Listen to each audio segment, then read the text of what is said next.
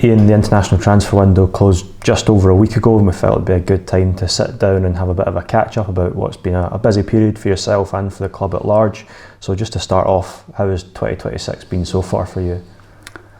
Yeah, you could say busy. We had the intention as a club, we sat down as a recruitment group, that's myself, head of recruitment Lee Turnbull, Mark and Alex, and we spoke about what work needed to be done. A lot of the work had been done in the summer, 10 new incomings, a lot of players out, so that's major surgery really. So we didn't want to do a great deal. We wanted to concentrate on keeping the loan players, and we wanted to make sure that we'd got enough in the building, obviously, to cover us for the second half of the season, come the end of it. So reacting to anything that might happen, anyone maybe coming in for our players, knowing what our targets would be, whilst adding another 2, maybe 3 bodies. And we've come out and we've obviously brought Kel Lockery in. We brought him early on from Hamilton. Somebody up and coming, left-sided, centre-half, go on, add to the central defensive ranks, but he can also, as he showed against St Johnstone, he can play on the left-hand side as a defender as well. So versatile, and someone who we like a lot and have watched a good bit of before bringing him in. So that was good business. And then Fraser Taylor was one to bolster the midfield ranks and say just be ready for in case something else was going to happen there as well. We wanted to add something a bit further up the park, add a bit of competition in the wide areas, and maybe could go down the middle as well. And we knocked on the door on several, but they either chose to go elsewhere, or they weren't allowed to come out in the end. So it was that was a slight disappointment. But again, I think that the work that was done was wasn't going to be major in numbers, but really important to be able to be on top of that. So no, we feel as though we've had an okay January. Yeah, tell us a bit about what goes into preparing for a January transfer window. It doesn't happen just in the final few weeks of December before going into. So we try and work for at least the next 2 windows. So we're preparing, or have been preparing, for what happens in the summer as well. But also, bearing in mind that January was the next window. And that's where as soon as the summer period was over, also with one eye on January, this is what we can maybe do now, and this is maybe for later on for another window. So you're always working at least 2 windows in advance, and we've got to I suppose work really closely with Lee Turnbull, head of recruitment, who's based in England but comes up to Scotland here every few weeks. And we sit down, have meetings, as well as I speak to him every day, and Mark's in touch with him as well. And we work as a 4 close-knit with 6 scouts that we've got, 3 in England, 3 in Scotland. They are not even paid expenses, so they do it for the love of it. And they've been great as well, that they flag up players to what they go and watch players, they monitor players for us. And they do it for the love of the game, and so a big thank you to them has to be put out there as well. But they then import their information to Lee. I get hold of that as well. I'm party to that, and again we constantly have meetings with Mark and Alex to make sure that we're on the same wavelength. What we want, Mark will speak to us about what type of player we want for a certain position. It's ideally that we can go to him with 3. We've potentially got more at times, but top 3 of what the player looks like, and this is what we can probably afford. This is what we can maybe stretch to, and then out of those, Mark will say, okay, well, I like player A.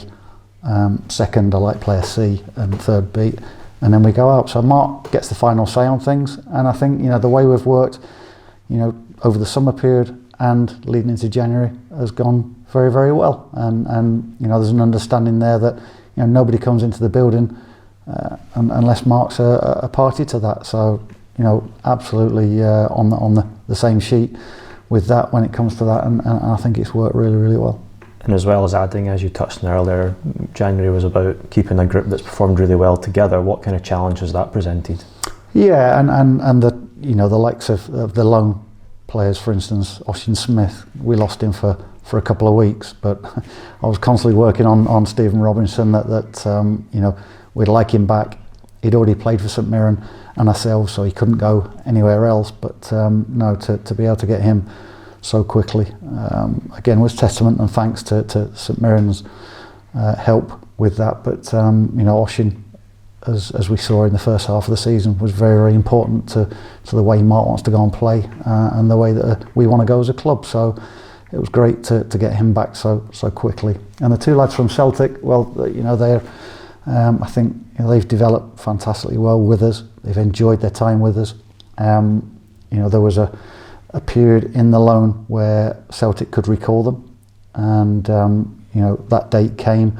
We were in constant contact with Celtic, and you know, we were able to not only extend the loan, but we put something to them and the players about extending that further. And we've come to an agreement, and I think everybody's pleased with the outcome from it. Yeah, and the fact that they've agreed to that, what does that say about the environment that Mark and Alec have sort of built up, but then also maintained over the course of the season? No, they say the feedback from them has been top class. Not only have they been playing games of football, but you know, the training facilities that we've got here now, and we're constantly trying to better them and improve them. You know, to entice players. It's a big part of enticing players, new players, young players. Knowing that young players can come here, they'll get game time, they'll develop, is, you know, the model of football that we want to try and develop here. It's the route that we want to go down, and you know, with them guys, you know, they're the shining lights now, and hopefully more potentially down the years will follow if we can keep that going. Obviously, our relationship with Celtic has been strong anyway, and you know, it doesn't matter whether, you know, Brendan moving on, you know, the relationship is still there for us as a club, and you know, I think the fact that we've looked after the players, we've developed them. Sean Maloney, who was their loans manager, was very, very complimentary in regards to how we, one, go and play the game, and two, look after the boys. So it's you know, it's a big feather in the cap for this football club. And you touched on planning for the future. Still a number of players in the squad that are out of contract in the summer. Are those conversations still ongoing at the moment? They are, and you know, we know that there's a number out of contract, and that, you know, there'll be, as naturally happens, there'll be some that you know, will want to go a separate way, whether that's the player, whether that's ourselves, and there's others we'd like to keep. And you know, I think since the summer period, there's been several conversations with players plus agents about staying. One or two have held off and said, you know, not for now, and hopefully, you know, within the next couple of days, not going to reveal it now, but hot off the press, hopefully there's an agreement with one player that again, we want to get over the line to go beyond this season, and again, that'll be something for us as a football club to you know, to say, well done, we're on the right track, we're doing the right things. And I think, you know, we can all see that what's happened so far this year, and we've achieved nothing, and I do, you know, put the brakes on that at times, albeit, you know, two quarter-finals of the major cups, but also we'd like to finish it with some sort of promotion, and we're on track for that.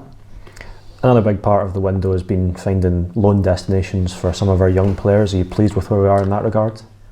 Yeah, again, it can be difficult because, you know, you can't be guaranteed playing time for those players, and you can't, you know, when you send players on loan, there's no pushing from us that they have to be played. You try and find the right place that's going to fit the right club, the right style for the type of player that we've got. But we've had several players go out on loan in the early part of the season with mixed fortunes of whether they're playing. At the moment, we've got 7 players that are out on loan. Xander McKenzie's been at Queen of the South for a good while. Lewis Cameron has gone to Drumchapel and playing 90 minutes week in, week out. So his development as a young goalkeeper has been great. So it's for us, you know, they've been real successes. You know, the likes of Jamie Lowe going to Glenafton. 2 lads have gone to Pollock, Alex Mann and Liam Rooney. You know, they're getting game time, and you know, whatever level it is. And I've said to younger players, when I was in charge of the under-21s in Northern Ireland, I would sit down with the players and say, look, if you're not playing at your football clubs, you know, it's very, very difficult for me to pick them because you're not developing. And so, you know, try and get the club to allow you to go to just at whatever level it might be, just to be playing men's football, because it develops the young player. And so that, you know, the likes of that, and Shay Campbell going to East Stirling as well within the last couple of weeks. You know, 7 lads now we know are out there and getting men's football and the taste of it, and whether they have to deal with being out of the team, coming off the bench, playing 1 week and not another, but it's within the men's environment, a senior environment, so it's giving them that experience that will improve their knowledge and experience when they come back into us.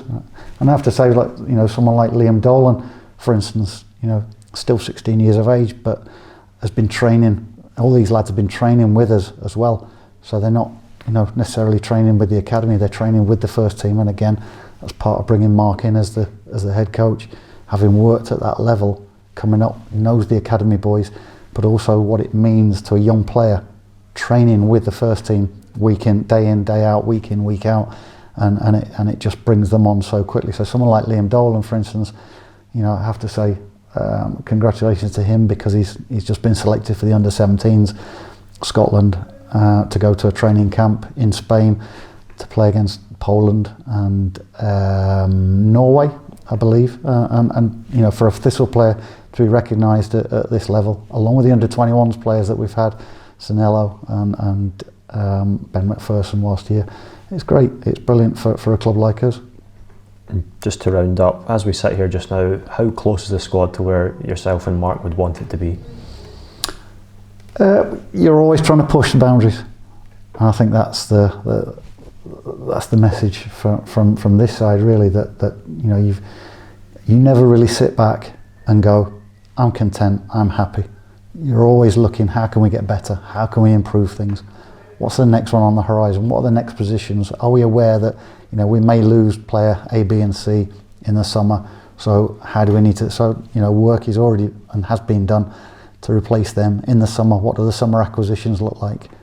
So looking at players, monitoring them, speaking to the agents, letting them know that we're interested. You know, maybe even a pre-contract agreement.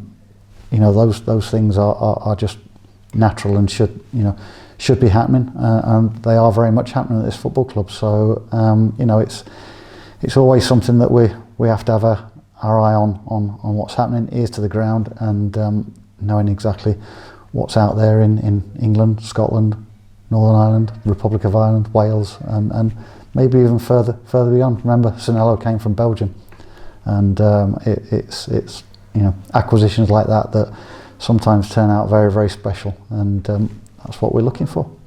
And there's still the opportunity to delve into the domestic loan market this month. Is that a possibility that's being explored as well? Yeah, and still being looked at, and likewise, you know, 1 or 2 of our players could still move out, you know, who've not been getting regular football, and it's getting that balance to, you know, not leaving yourself short for the running, but also having players that you know are happy to go out. You know, nobody likes sitting on the bench. Nobody likes, you know, not being involved, and you know, there might be 1 or 2 that you know, that's been a part of, but also players want to be part of a successful team, and this football club at the moment is on the right track to being successful. Firstly, can we make sure we're in the playoffs, and then secondly, we try and hang on to the coattails of St Johnstone and pit them to the title. You know, nobody's ruling that out, and we're very much in a title race. Let's not hide away from it. We're in a title race. We're happy to be there. Hopefully it can entice a few more fans to come down and watch the product of football that there is, the excitement that's going to be building between now and the end of the season, and you know, as much backing as possible, whether that's home or away. I was at Elgin at the weekend, and you know, 1,250 fans, but it seemed as though there was more than that. You know, they were superb, and you know, it makes for a great atmosphere for players to come and play for the football club and try and achieve something. So hopefully people can, season ticket holders can drag their friends to bring them down and experience what it's like at a Thistle game. Thank you very much for your time, Ian. Here's to a positive end to the season. Cheers, Chris. Thanks.